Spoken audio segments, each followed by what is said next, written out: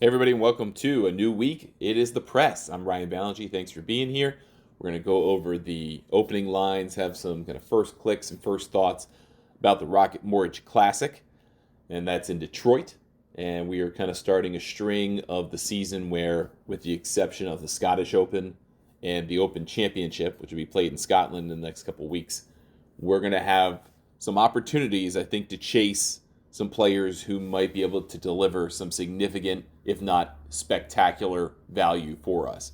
We've got the Rocket Mortgage Classic, we've got the John Deere Classic, we've got the 3M Open, even to a degree, even though the profile's changed a little bit, the Wyndham Championship, that's a tournament that is often crowned surprising winners, if not super deep winners, surprising winners, let's put it that way. Now that tournament has changed in nature a little bit because now the cutoff to get to the FedEx Cup playoffs is the top 70, not the top 125. So there are more good players that are going to play in the Wyndham Championship moving forward. But we still have 3 tournaments that are standard fare events. And then we've got 2 Oppo Field events that we've got to talk about. I forget what the new sponsor name is, but the one in Kentucky used to be the Barbasol. And then we've got the Barracuda out in California. So this is our time of year. We've got 5, 6 events, depending on how you want to think of them, that are absolutely there for the taking, that might get you a significant payday if you hit them. Now, before we get to that, let's talk about the Travelers real quick. Just a quick debrief. Scotty Scheffler won. Tom Kim lost the playoff. Unfortunate, live from the bunker. Found himself in a fried egg. There was no way he was getting up and down from there. Tried his best, couldn't do it. Scotty Scheffler wins. The protesters did not stop either of them from getting to a playoff. It was really entertaining. Scheffler's won 6 times. He's the first player since Arnold Palmer in 1962 to win 6 times before the month of July, which is crazy. If you look at in terms of since 1983, so the last 40 years, 41, 42, on the PGA Tour, there aren't but I think 2 players who have more wins in a season period than Scotty Scheffler. VJ and Tiger. Tiger did it a bunch of times. So Scheffler is in incredible territory here. It may be getting to the point, he's already unbettable, but the next time we see him will be the Open. So there may be an opportunity to bet him there. And if you're curious about that, right now Scotty Scheffler is 9-2 to win the Open Championship at Royal Troon. I don't think that's worth betting because I think weather can play such a factor in the Open that you don't want to bet this that far in advance. Let's just be realistic, especially at that number. If you see someone super deep, we'll come back to that. Maybe we'll do this on Wednesday, talk about some players for the Open. But Scheffler is unbettable at that number pre-tournament, certainly several weeks out of the tournament, 3 weeks out of the tournament. So let's look at the Rocket Mortgage Classic this week. We do have about 10 of the world top 50 playing. Ricky Fowler's the defending champion. He is one of those 10 in the top 50, barely clinging on to number 49 in the official world golf ranking. He is a guy I am kind of interested in betting this week. I wish his number were longer, but you're going to see this week a lot of shorter numbers for guys. Definitely than last week, but for most weeks, the value is just not going to be that good. It's just not. And that's the reality of it, so we might go fishing a little bit deeper than we otherwise normally would. But without Scotty Scheffler in the field, without Rory McIlroy in the field, Xander Schauffele, Colin Morikawa. Morikawa played this event last year, got to that playoff with Fowler, and wound up falling in the playoff. Without those kinds of guys around, you've got some opportunities. So, top of the table is Tom Kim, playoff loser at TPC River Highlands, 14-1. He's been playing great golf, and I feel like that's a little short for him. But Cam Young is 16-1, 59 on Saturday, and then had a pretty nice little Sunday. Not a bad week for him. But again, I'm not going to bet a guy that's never won on the PGA Tour at 16-1 in a track meet. That's just not, and that's what you have to think about this week. This is a track meet. Detroit Golf Club is an easy golf course for these guys. If it softens up at all with any kind of rain, weather, whatever, or it's already soft, 20 to 25 under is going to be your winning score, and there's no way that's not happening. So you got to think about that pretty significantly going into this week, knowing that this is going to be a go deep tournament, and go deep tournaments tend tend, not always, I mean, we saw this last week, doesn't always, but that was a signature event. Go deep, open events tend to create opportunities for unheralded players or unknown players or whatever nice term you want to use to do well. So plan accordingly for that. Even though this is a 7,300-yard golf course, that doesn't mean anything to these guys. It's really easy. The pin locations are set up for scoring. There's nothing here. There's no reason why they can't play great golf here. So, Min Woo Lee 18-1.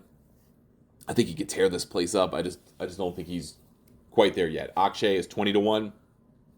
Along with Matt McNeely, I like Akshay a lot. Been playing great golf. We told you about him last week.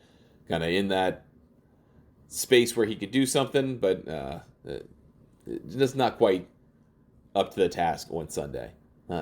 He's still trying to figure out, I think, the confidence that he needs to win in that level of tournament. I think he is confident enough now as a multiple-time winner to be able to figure out how to win those kind of regular level events like these, and that could portend good things for this week. I think he's still looking for something in those signature events. Like, yeah, I could beat Scotty. Yeah, I could beat Colin. Yeah, he's still a really young guy, still a very young player, kind of like Tom Kim. Matt McNeely is 20-1. I'm kind of interested in that, but he always gets really shortened on these types of events, and yet to win. Kind of the same theory as Cameron Young. If you win, cool.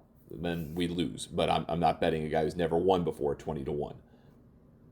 Alex Noren's 25-1. Keith Mitchell's 30-1, along with Steven Yeager, who might be an interesting play. Davis Thompson's been playing well, and he is 33-1. He had himself a nice U.S. Open. He doesn't really have any track record on this golf course, however, so I don't feel compelled to bet him. Taylor Pendrith, I think at 33-1 makes a lot of sense. It is a quote longer golf course. He is a longer player in terms of the playing corridors. It kind of reminds me of Charlotte. It kind of reminds me of TPC Craig Ranch. I mean, just kind of blast it wherever. Even if you're in trouble, it's not that bad. He can kind of play his brand of golf here and do very well. So I very much like Taylor Pendrith this week at 33-1. Will Zalatoris, I'm just continuing to pass on. I think the putting has become what it was, and the ball striking is what it is sometimes, but the ball striking isn't up to the level to overcome the bad putting. Aaron Rai is definitely a name that's going to get some money this week. He is 35-1 as well, or just a little bit deeper than Zalatoris and Taylor Pendrith and Davis Thompson.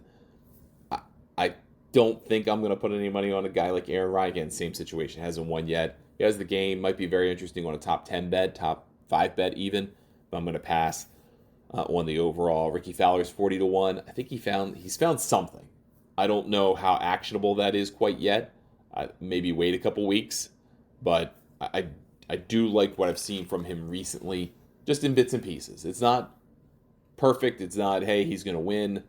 40-1's a little short for where I think his game is right now, but if something's working, something is happening there.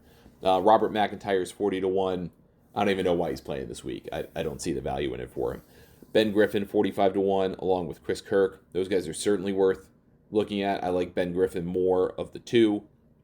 Just been playing better golf. This isn't quite an opposite field level of an event, but he's been playing well in those. Griffin has been when he hasn't been able to get into those bigger events. EVR, Luke Clanton, Matt Wallace, Michael Thorbjornsen, Nikolai Højgaard, Ryan Fox, Taylor Moore are all 50-1. Thorbjornsen at 50-1. I just not yet. Same with Luke Clanton.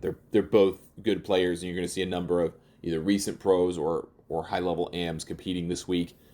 And I do think in a tournament like this, they have a legitimate chance. I'm not ready to go crown Thorbjornsen the next Ludwig or name your pro that came out quickly and did great. I'm not quite ready for that yet, but he is kind of not free rolling, but sort of free rolling here to try to get his PGA Tour status in full as being the PGA Tour U number 1.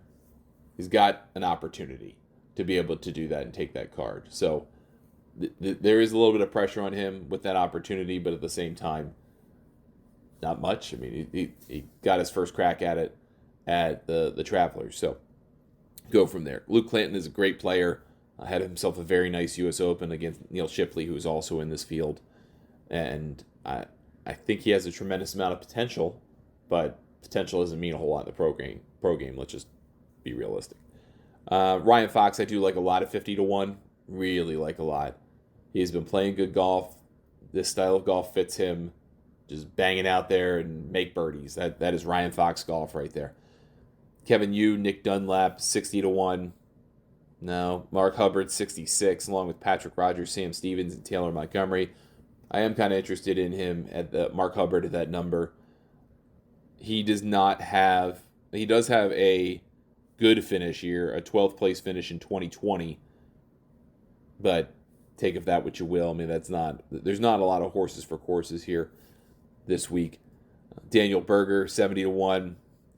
I've seen people go, yeah, I'm going to bet him this week. I finally at the right number. And you're probably right. Probably are finally at the right number with Daniel Berger.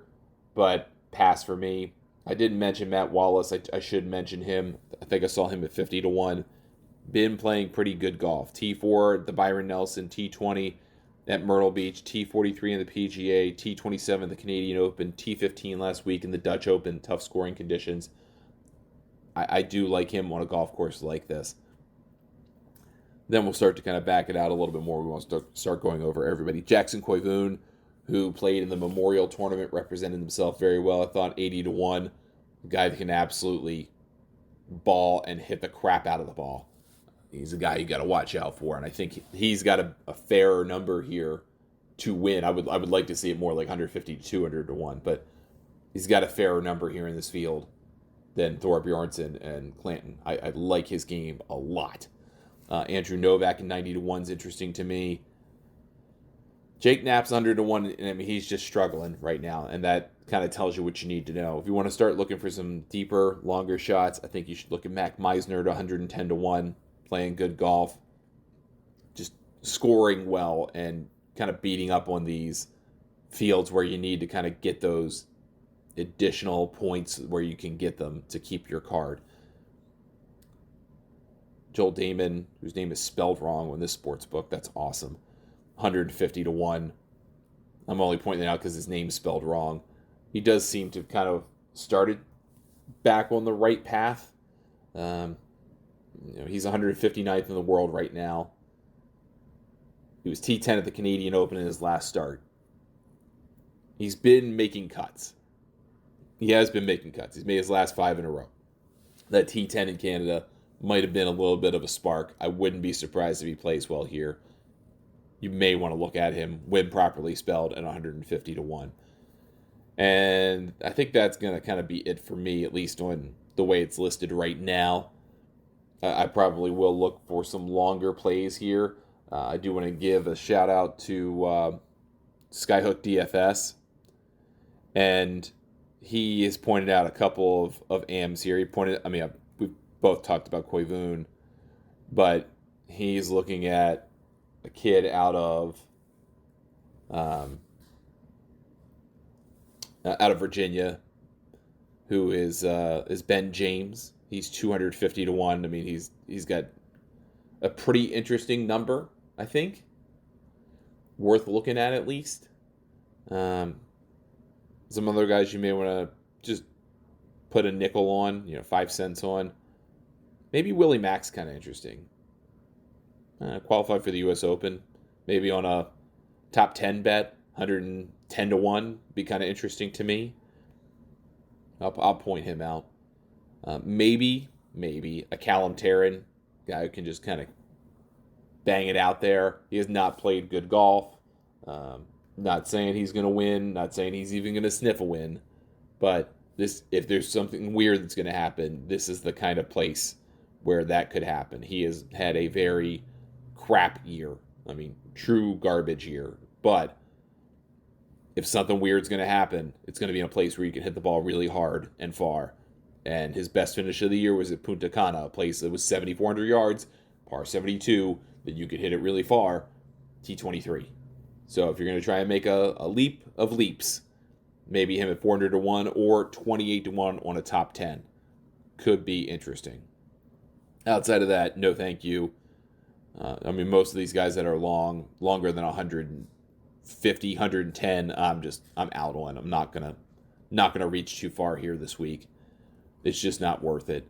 So maybe a Parker Cootie. I don't know. I thought the Cootie brothers would be better coming out on tour, but I have not seen it. I mean, I've seen it in spurts, but not from both of them, and not for very long.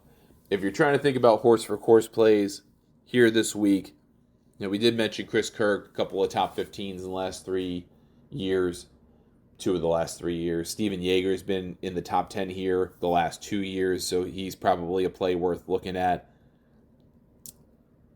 Troy Merritt seems to play well here every year, which doesn't really make a whole lot of sense, but he is 120-1, probably because of that familiarity.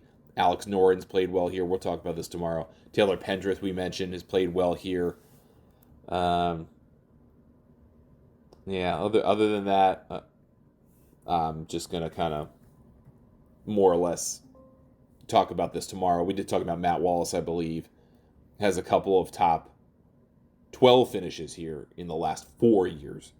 Been playing pretty well. But this is kind of like it is kind of like Twin Cities, to a lesser degree, kind of like John Deere, in that you don't want to have a lot of top 15s in this tournament. No knock on this tournament. It's well supported. The Detroit community likes it. But you don't want to have to play this tournament, especially with the way the schedule is set up. You want to have this week off. If you're a great player, you just play 3 or 4 in a row. You want the time off. So if you're here this week, you're either here because you've got to play a new tournament this year. You're a junkie who can't get enough, like Tom Kim. You're the defending champion, like Ricky Fowler, or for whatever reason, you are otherwise obligated to play this event. Or you're a guy that didn't get into a signature event, but you're almost good enough to get into a signature event, like a Maverick McNeely. That type of player that's like, I want to get in the signature events. This is my chance to pounce, get a win, and maybe guarantee myself a chance, not only at the playoffs, but the top 50, and then I can get all the signature events next year. And that psychology is going to start to take over for some guys starting this week. All the signature events are done. All the freebie points are done. You've got a half dozen events to figure it out, 8 events to figure it out over the course of this next month and a half, basically, plus your 2 Oppo events. So those players like McNeely, like Keith Mitchell, like Davis Thompson, Taylor Pendrith to a degree. I mean, he's won to get into the signature events for this year, but he's trying to get in the top 50 so he can do this again next year in all of them. Those are the kind of guys that are going to be highly motivated to play really well, and then you're going to want to consider the guys that are 70-1, 100-1 in that range that have shown signs that they could do something. And if they do something special this week, they probably get in the playoffs, and then they do something maybe over the first playoff event that gets them into the BMW Championship and makes them a nice payday for next year. So there's a lot to consider on that side. This golf course, again, not hard, very easy to score, generally pretty soft. The Donald Ross design here is not the Donald Ross design on Pine Rivers number 2, especially when given the USGA treatment, right? This is the PGA Tour treatment. This is going to be the score well treatment where everyone wants to make birdies. There could be weather delays here. The heat in the United States has been pretty significant. The last week seems like it's going to start to break just a little bit here in the DC area. So I don't know if that's going to be true in Detroit, but I would imagine it's not going to be, 100 degrees kind of thing like we've had here. So, even still, there's an opportunity for thunderstorms and delays and those types of things, which could make this an interesting live betting opportunity, depending on how you feel about player momentum and icing out and stuff like that. So you're going to pay a lot of attention to that this week. But tomorrow we'll talk about the model for the tournament. We'll go back over some of this horse for course stuff, even though frankly there isn't much. Talk about course models, current form, all that good stuff, like we typically do on our second show of the week. We have a relatively light schedule this week. There is no live. the DP World Tours in Italy on a golf course I've never seen before, so that'll be kind of interesting. That is a total lottery tour right now. Congrats to Guido Migliozzi for his 4th win. Then we've got the LPGA in a team event, which I'm not going to advise you to bet. I mean, we can spend 30 seconds on it, but I'm going to advise you to stay the heck away from that tournament because it tends to produce, well, I won't say stay totally away from it, but stay away from any of the favorites. Yeah, anything shorter than like 30 to 1, I would stay away from. The tournament has a tendency to produce unexpected winners. So we'll talk about that very briefly. The Champions Tour is at the U.S. Senior Open, so we can talk about that for a few minutes. Again, not a lot of action comes in on the Champions. Patrick Harrington just won his 3rd in a row in Endicott. We had a couple of good looks with Mike Weir and Bob Estes, but didn't get there on the longer shots. Then, again, there's no live for 3 weeks. The Korn Ferry Tour is in action in Illinois. We talked about that briefly.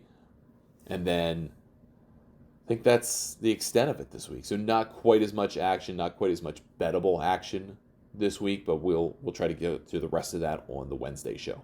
You can join Golf News Net for $40 a year, golfnewsnet.com, or $10 for a week if you would so choose. Hey, it's up to you. I would do the $40 for a year, but hey, have at it.